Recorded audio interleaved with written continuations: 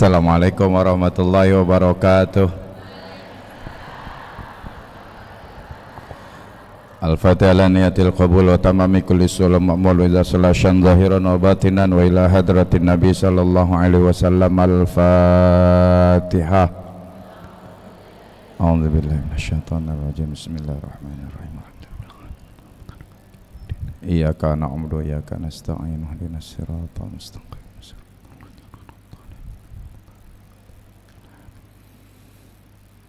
Ya Rabbi bil Mustafa balligh maqasidana waghfir lana ma madha ya wasi'al karami ya Rabbi bil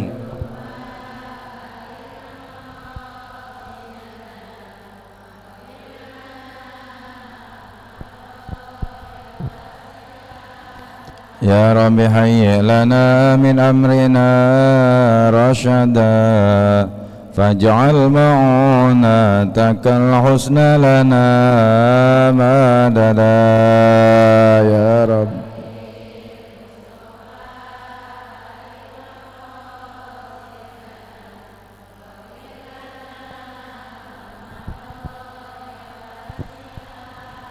Antal alimu wa qad wajjahtu ya amali ila rajaika wajhan sa'ilan wa yada ya Rabbi bil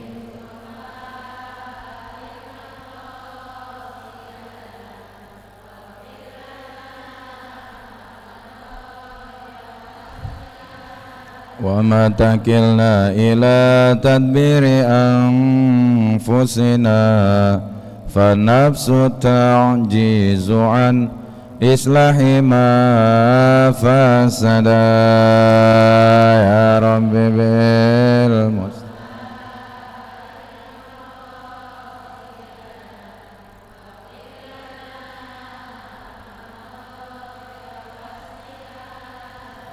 ila rajai sawabun anta ta'lamuhu faj'al sawabi dawa masitri li abada ya Rabbi bil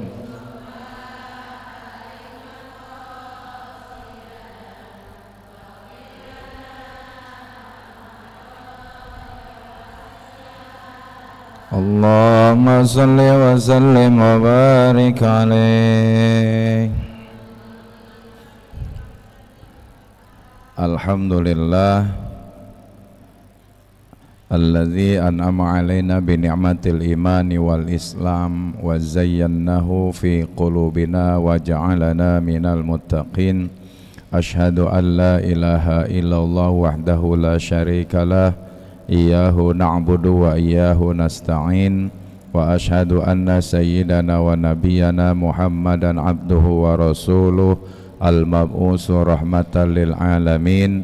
Allahumma salli wa sallim wa barik wa azim imamul anbiya wal mursalin wa khatamul anbiya wal mursalin sayyidina wa habibina wa syafi'ina wa qurrati a'yunina wa maulana Muhammadin wa ala alihi wa ashabihi ajma'in amma ba'du. Bapak-bapak, walaupun ada dua ada dua ibu-ibu yang banyak yang kita semua berharap mudah-mudahan mendapatkan curahan rahmat dari Allah Subhanahu wa taala. Puji syukur kita panjatkan kehadirat Allah. Salawat salam semoga tercurah atas baginda Nabi besar Muhammad sallallahu alaihi wasallam. Tadi sudah disampaikan oleh Kiai Samsul, begitu menggebu-gebu semangat ditutup dengan apa tadi?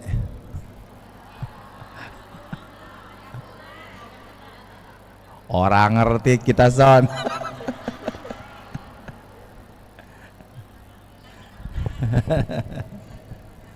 Ya, Bapak Ibu sekalian, pentingnya memang kita hadir di majelis ilmu.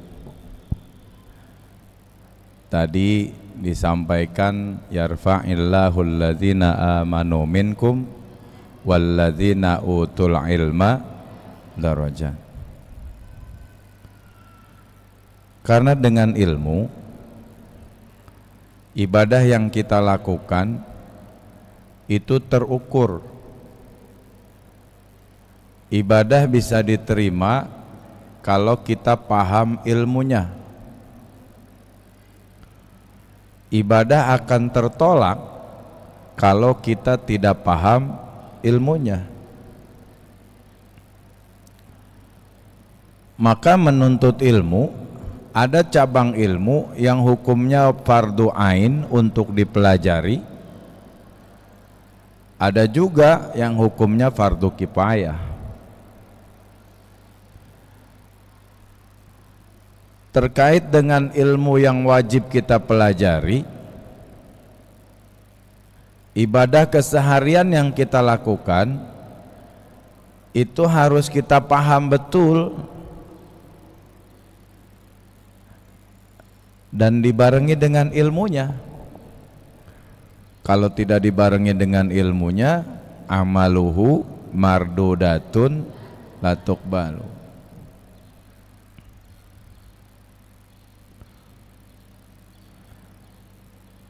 Lalu bagaimana kita mendapatkan ilmu? Ya harus hadir di majelis ilmu. Kalau ukuran model begini kan nggak mungkin kita datang lagi ke sekolahan. Ya Nek, masa nenek-nenek masuk ke sekolahan ikut paket C. Maka majelis taklim itu untuk semua golongan. Di masjid ini pengajian untuk semua golongan. Yang remaja boleh ngaji? Boleh. Ibu-ibu boleh ngaji, bapak-bapak boleh ngaji, umurnya 30 boleh ngaji, umurnya 40 boleh ngaji, yang 50 tahun boleh ngaji, yang 70 tahun boleh ngaji, yang tinggal mati besok boleh ngaji. Jadi majelis ta'lim itu untuk semua kalangan. Bagaimana supaya ilmu itu mudah dicerna? Kata Imam Syafi'i, lan tanalul ilma illa bisittatin. Ada syarat-syaratnya kalau kita mau ngaji. Jakain, wahirsin, wajtihadin, wadirhamin, wasubatul ustad, watuluz zaman.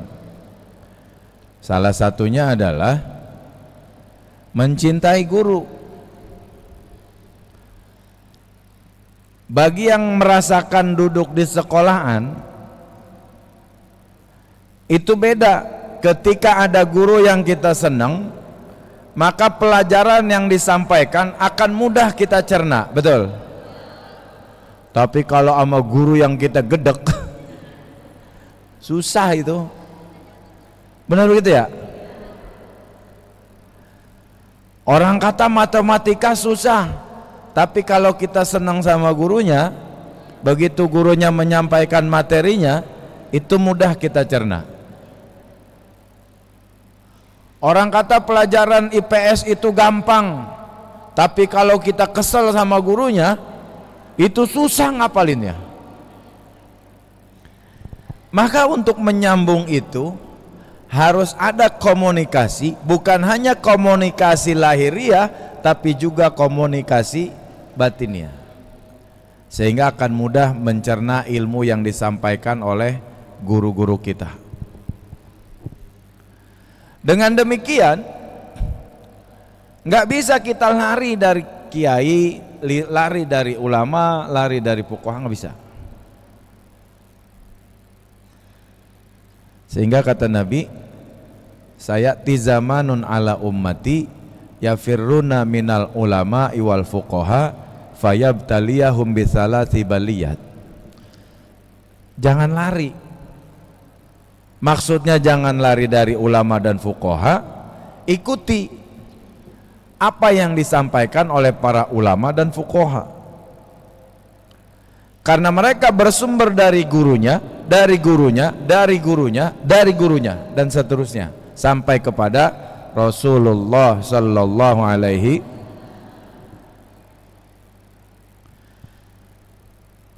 Jadi hubungan emosional itu harus terus dibangun.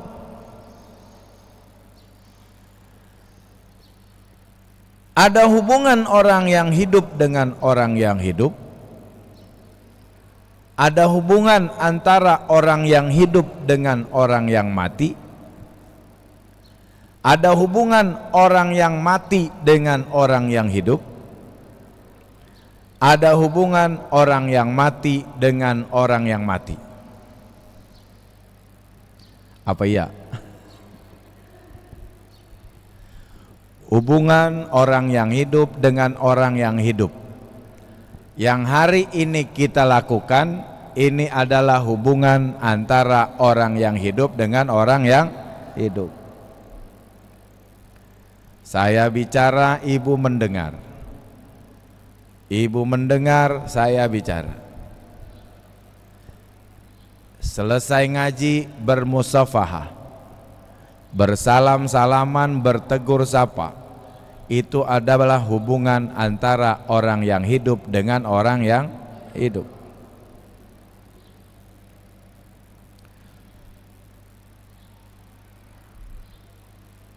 Kata Nabi dalam sabdanya, hayati khairul lakum wa mamati khairul lakum. Hidupku, kata Nabi, membawa kebaikan buat kalian, matiku juga membawa kebaikan buat kalian. Yang kedua berarti ada hubungan antara orang yang hidup dengan orang yang mati. Mana hubungannya? Kita bacain doa buat kedua orang tua kita yang udah meninggal, betul?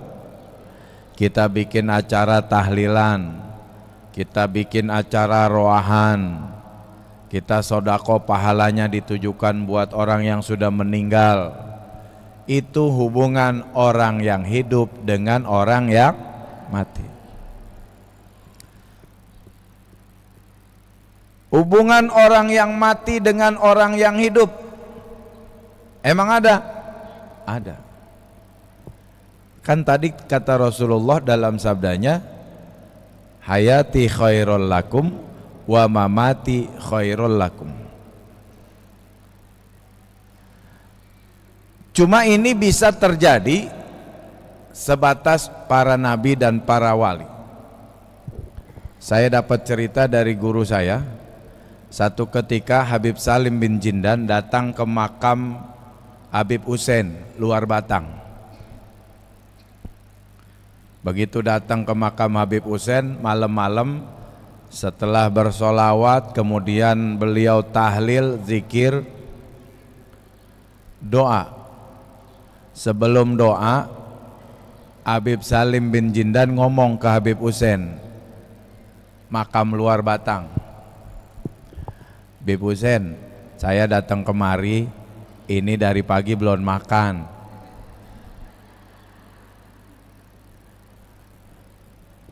Begitu selesai baca doa, keluar nasi kebuli dari makam Habib Hussein luar Batang. Jangan ditiru.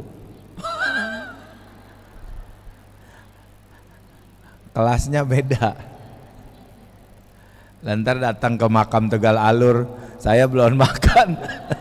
Kata yang di dalam makan, sama, gua juga belum makan.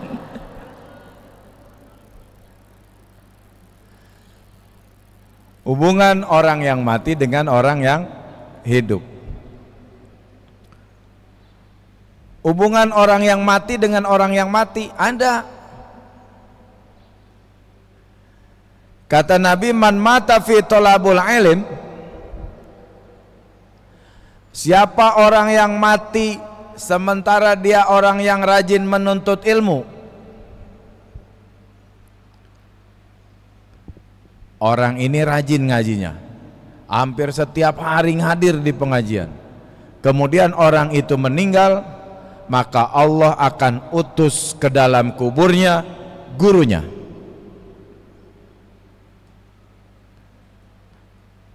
Untuk mengajarkan ilmu kepadanya di dalam kuburnya. Lalu bagaimana kalau gurunya udah belum meninggal, gurunya masih hidup? Maka yang Allah utus adalah guru dari gurunya. Ada hubungan. Makanya jangan kemudian berpikir, wah, orang yang mati mah udah nggak ada apa-apanya sama kita. Enggak. Terputus amalnya kecuali 3: sedekah jariyah, ilmu yang manfaat, anak yang soleh yang selalu mendoakan orang tuanya. Jadi hubungan itu tidak bisa diputuskan, hubungan itu akan selalu ada. Maka kembali pada awal tadi, kita harus ikut apa yang disampaikan oleh para kiai, oleh para ulama, oleh para fuqaha. Selama itu adalah ajaran yang disampaikan oleh baginda Nabi besar Muhammad sallallahu alaihi wasallam. Jangan kemudian kita bertolak belakang dengan para kiai, dengan para ulama. Kalau dalam urusan ibadah, dalam urusan syariat, ikutin. Sebab kalau kita tidak ikut, sebagaimana sabda Nabi tadi, yafiruna minal ulama'i wal fuqaha fayabtaliyahum bithalasi baliyat. Allah utus 3 bala, Allah kirimkan 3 bala kepada orang penduduk satu negeri yang lari dari ulama dan fuqaha. Apa bala yang pertama? Yarfa'illahul barka min kasbihim, Allah angkat keberkahan di negeri mereka. Allah angkat keberkahan dalam usaha mereka. Yang namanya berkah jangankan banyak, sedikit cukup. Tapi kalau keberkahan dicabut oleh Allah, jangankan sedikit, banyak masih kagak cukup. Benar apa benar? Tuh yang korupsi sampai 1 triliun, yang kata nyimpen emasnya sampai 50 kilo. Buset, ibu mah punya emas 50 kilo, ada juga emas lakinya. Bukan berarti nggak punya duit. Tapi ketika keberkahan diangkit oleh Allah, dicabut oleh Allah, maka kenikmatan juga akan terangkat. Nggak akan merasa cukup, jangankan sedikit, biar kata banyak, dia tidak akan pernah merasa cukup. Bala yang kedua, wa yusallitullaha sultanan zaliman. Allah akan kirimkan pemimpin yang zalim kepada penduduk satu negeri yang dia tidak mau mengikuti nasihat para ulama dan fuqaha. Siapa pemimpin yang zalim? Salatinuhum kal asad, para pemimpin yang berwatak seperti harimau. Dari dulu sampai sekarang yang namanya harimau disebut raja, anaknya harimau juga disebut raja, cucunya harimau juga disebut raja. Pemimpin yang berwatak seperti harimau, dia tidak akan pernah mau turun dari jabatannya. Kalau perlu anaknya juga jadi harimau. Siapa?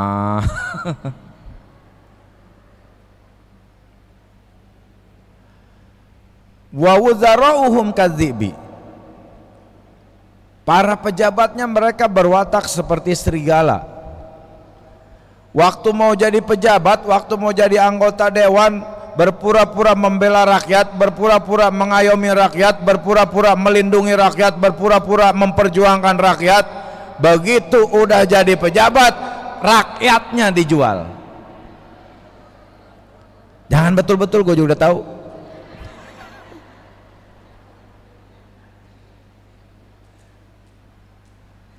Maka ada pepatah serigala berbulu. Pejabat yang berwatak seperti serigala, ketika dia ingin menjadi pejabat, berpura-pura merubah bulunya seperti bulu domba. Dia berpura-pura memperjuangkan domba. Ketika domba itu lengah, dia akan memakan domba-domba yang ada. Masih betul-betul aja.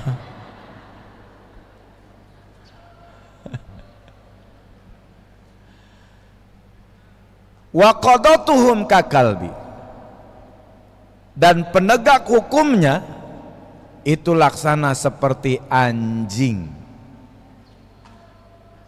Anjing itu binatang yang licik. Jangankan kepada orang lain, kepada majikannya sendiri anjing akan menggigit kalau tidak memberi makan dan minum yang cukup. Jangankan kepada bangsa lain, kepada bangsanya sendiri penegak hukum yang berwatak seperti anjing akan menggigit kalau tidak memberikan kontribusi yang cukup. Hukum seperti pedang, tajam ke bawah tapi tumpul ke atas. Nenek-nenek maling ayam habis digebugin, masukin penjara. Sementara yang maling duit bermiliar-miliar sampai wayah gini masih ayab-ayaban.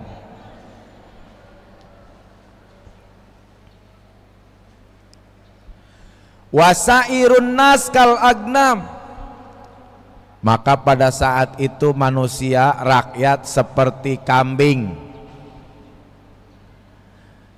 ditarik teriak embe, didorong juga teriak, diceburin ke kali juga teriak.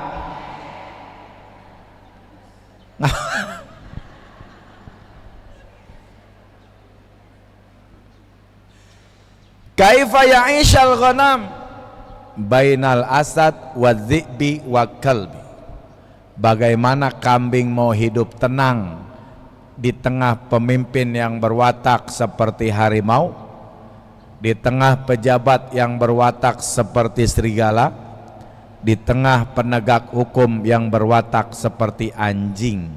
Maka domba-domba, kambing-kambing tidak akan merasa tenang. Itu kalau kita lari dari ulama dan fuqaha. Allah utus pemimpin yang zalim. Bala yang ketiga, wa yakhrujuna minad dunya bighairi iman, Allah keluarkan kita dari dunia ini tanpa membawa iman. Na'udzubillah min. Karena nikmat terbesar dalam hidup kita adalah nikmat iman dan Islam. Biar dikata kita punya banda sekengkean. Kalau sekengkean apa? Kalau kita kagak punya iman, jangan berharap akan mendapatkan surganya Allah Subhanahu wa ta'ala. Jadi 3 bala ini yang akan diturunkan oleh Allah jika penduduk negeri itu lari dari ulama dan fuqaha. Maka kita ikuti apa yang disampaikan oleh guru-guru kita. Jika itu sesuai dengan syariat agama, kita laksanakan perintahnya, karena itu adalah bagian dari perintah agama. Dan kita terus menggali ilmu pengetahuan, karena semakin ke depan persoalan semakin banyak. Kalau kita tidak imbangi dengan ilmu, maka kita akan terjerumus nanti. Na'udzubillah min dzalik. Ala bidzikrillah tatmainnul qulub. La ilaha Muhammadur Rasulullah. La ilaha Muhammadur Rasulullah. La ilaha illallah Muhammad Muhammadur Rasulullah. La ilaha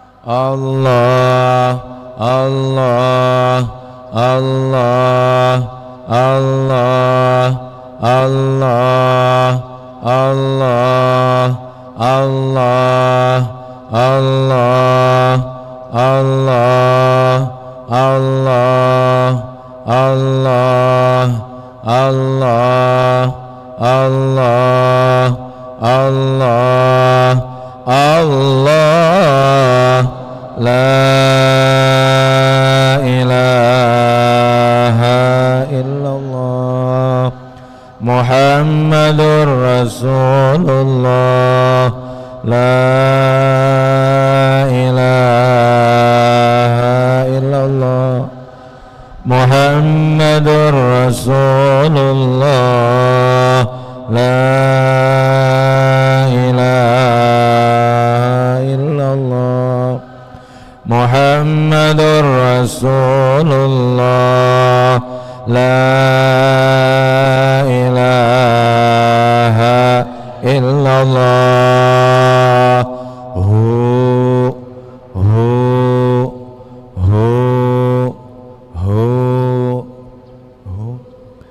Al-Fatihah ila Sayyidina Rasulillah Muhammad ibn Abdillah wa alihi wa sahbihi wa mawalah wa jami'i awliya'illah wa ashbiya'illah,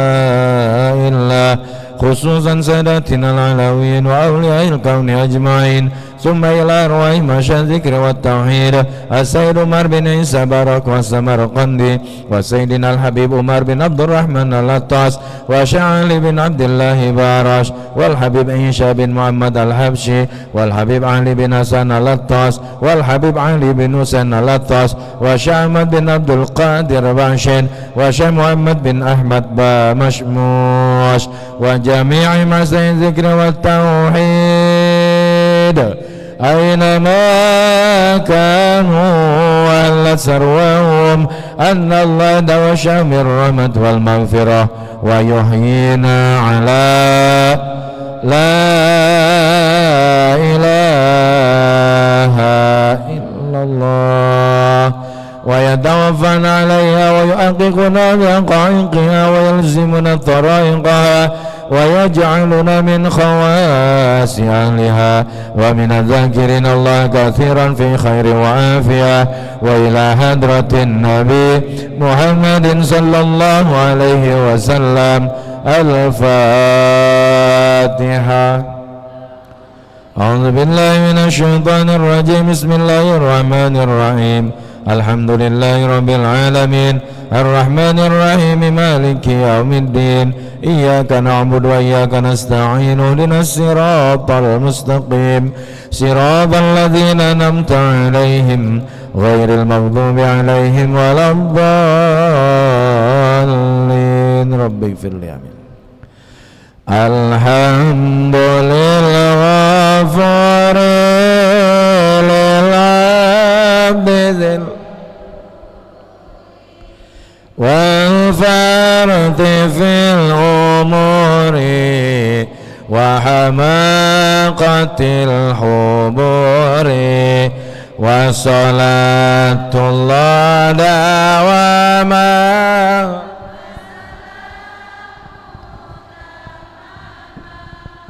على ما يجي إماما ولأنبياء ختاما وعلى الآل الكرام أصابك في قدوة المرام للعرب والأعجام يا ربنا اعترفنا بأننا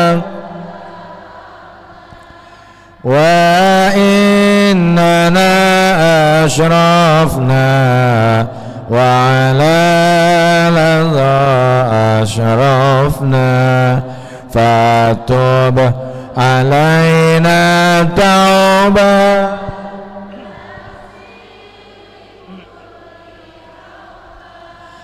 واستر لنا العورات وآمن الروعات واغفر لوالدينا ربي والأهل والإخوان وسائر الخلان وكل ذي محبة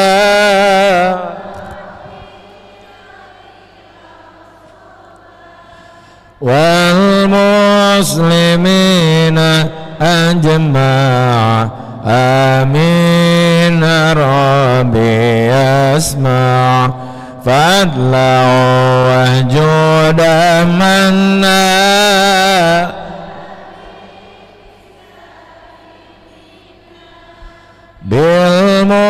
بالمصطفى رسولي نحظى بكل سولي صلى وسلم ربي عليه عدل وآله وصحبه عداد التاسيس به والحمد لله في والحمد لله في البادي. Bapak Ibu sekalian, sebelumnya kita bacakan Fatihah buat kedua orang tua kita, guru-guru kita, saudara-saudara kita yang telah mendahului kita. Moga Allah ampuni segala dosa dan kesalahannya, Allah lapangkan dalam kuburnya, Allah jadikan kuburnya raudhah min riyadil jannah. Juga Fatihah buat saudara kita, keluarga kita yang sedang sakit dan juga jamaah kita yang sedang sakit. Semoga Allah berikan kesembuhan dan kesehatan sehingga dapat kembali beraktivitas seperti biasanya. Ala hadziniyah wa ala kulli niyatin sholihah wa ila hadratin nabi. Al-Fatihah. A'udzu billahi minasyaitonir rajim. Bismillahirrahmanirrahim. Alhamdulillahirabbil alamin. Ar-Rahmanir Rahim. Maliki yaumiddin. Iyyaka na'budu wa iyyaka nasta'in. Ihdinas siratal mustaqim. Siratal ladzina an'amta 'alaihim ghairil maghdubi 'alaihim waladdallin. Rabbighfirli. Amin. Terima kasih, kurang lebihnya mohon maaf. Wallahul muwaffiq ila aqwamit thoriq. Assalamualaikum warahmatullahi wabarakatuh.